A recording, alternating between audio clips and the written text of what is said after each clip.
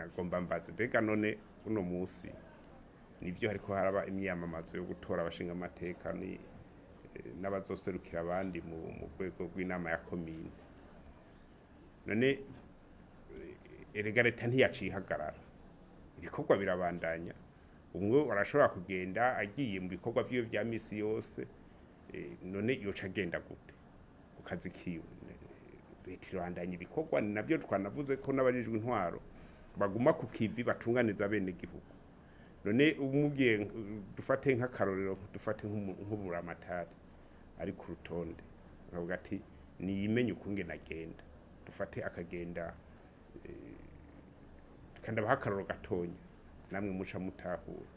Guverineri wa Gitega umukandida bagiye kwiyamamaza, Gitega razi ko igarukira imwaro n'akarose hari avuga ati okay, imodoka ya leta ntuyitwara, raba ugutwara. Bakagenda ashitseyo hakaduka ikintu Igitega, acavayo gute? Abenegihugu bakeneye ko atunganirizwa, rega abenegihugu bakeneye ko baguma batunganirizwa imisi yose na hose.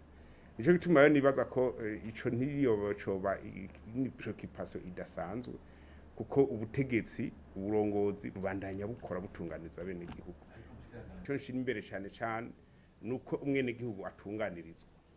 Gutunganiza umwenegihugu rero ntiwoharura ngo vyatwaye ngo uburyo ngo bungana gutya. Igikomeye nuko umwenegihugu ahimbagwa mu ngingo zifatirwa abenegihugu.